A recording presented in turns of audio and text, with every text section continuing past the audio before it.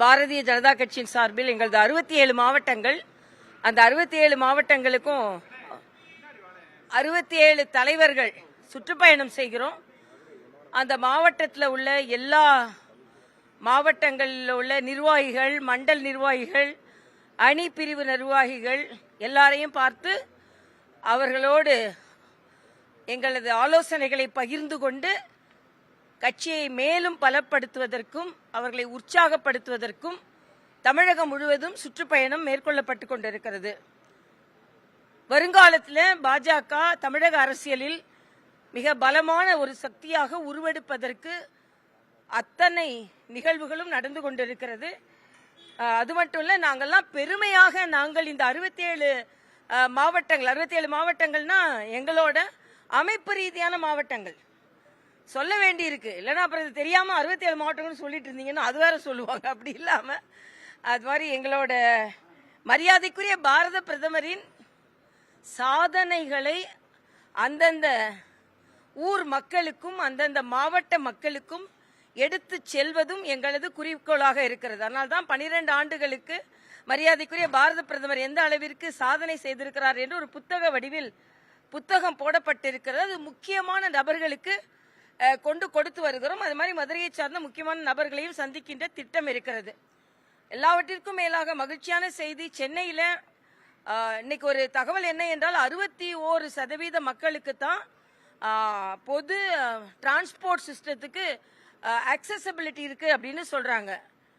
பொது போக்குவரத்திற்கு 61% மக்கள் தான் இணைக்கப்பட்டிருக்கிறார்கள் என்று. ஆனா நீங்க பாத்தீங்கன்னா மரியாதைக்குரிய பாரத பிரதமர் ஜூலைல வடபழனி பூந்தமல்லி இடையிலான மெட்ரோ ரயில் திட்டத்தை அவர் தொடங்கி வைக்க இருக்கிறார்.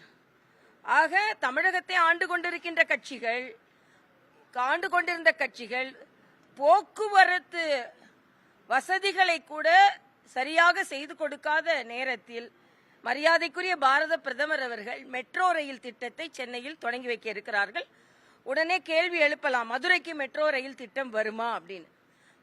தமிழகத்தில் எங்கெல்லாம் மெட்ரோ ரயில் தேவை இருக்கிறதோ அங்கெல்லாம் அதற்கு ஏற்பாடு செய்ய வேண்டியதுதான் மரியாதைக்குரிய பாரத பிரதமர் அவர்களின் நோக்கம்.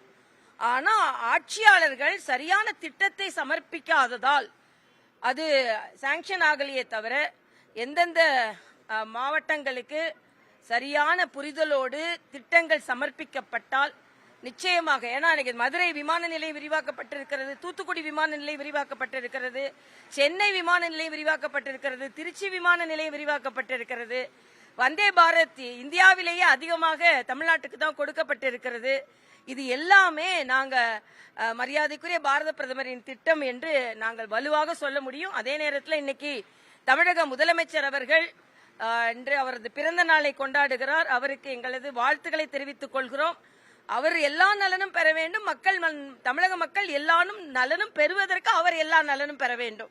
அதான் எங்களது ஆசையாக இருக்கிறது. அதே நேரத்தில் எல்லா அமைச்சர்களும் தங்களது துறையில் என்னென்ன பிரச்சனைகள் இருக்கிறது என்பதை தெரிந்து கொண்டு அவர்கள் பணியாற்ற வேண்டும்.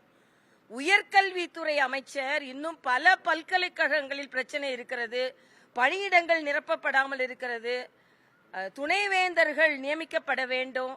ஆனா அவர் பாடத்தை பார்க்காம ஆட்டத்தை பார்த்து கொண்டிருக்கிறார். இது மிக மிக கவலை அளிக்கக்கூடிய ஒன்றாக இருக்கிறது.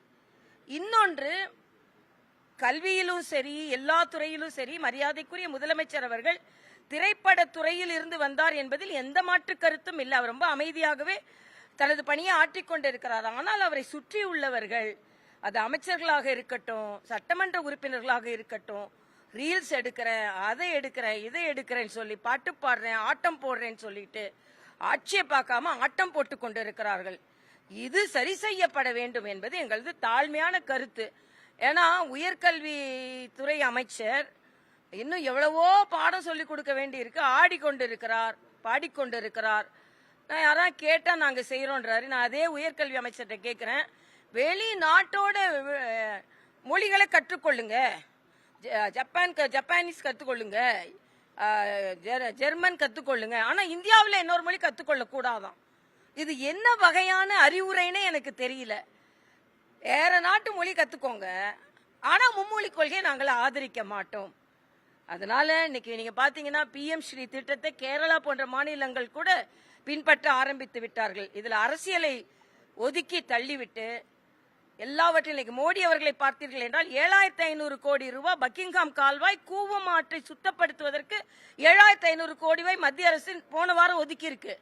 கூவத்தை சுத்தப்படுத்துறேன்னு சொல்லிட்டு ஒதுக்குறேன்னு அவங்களுக்கு தான் பணத்தை ஒதுக்கிக்கிட்டாங்க. கூவமா தான் இருந்தது. ஆனா பக்கிங்ஹாம் கால்வாய் நான் மயிலாப்பூர்ல போட்டி போடும் பொழுது பக்கிங்ஹாம் கால்வாய் நிறைகிறதுனால தான் அங்க வெள்ளம் வருகிறது, மக்கள் மூழ்குகிறார்கள். அந்த பக்கிங்ஹாம் கால்வாயை சரி செய்வதற்கு மோடி அவர்கள் 7000 கோடி ரூபாய் ஒதுக்கி இருக்கிறார்கள். இவை எல்லாமே மத்திய அரசு மாநில அரசோடு இணக்கமாக செயல்படுகிறது என்பதுதான் நான் இங்க வரும்போது கூட மரியாதைக்குரிய ஆளுநர் அவர்களை சந்தித்து விட்டு தான் வந்தேன். அவர் சொன்னார் மத்திய அரசு மாநில அரசின் வளர்ச்சிக்கு எல்லா விதத்திலும் உதவி செய்யும் என்ற உறுதிப்பாட்டையும் அவர் சொன்னார். இனி செல்லும் இடமெல்லாம் செய்தி. தந்தி டிவியின் வாட்ஸ்அப் சேனலை ஃபாலோ பண்ணினா செல்ல இருக்கும் இடமெல்லாம் செய்தி. இதோ QR கோட் இப்பவே ஸ்கேன் பண்ணுங்க, ஃபாலோ பண்ணுங்க.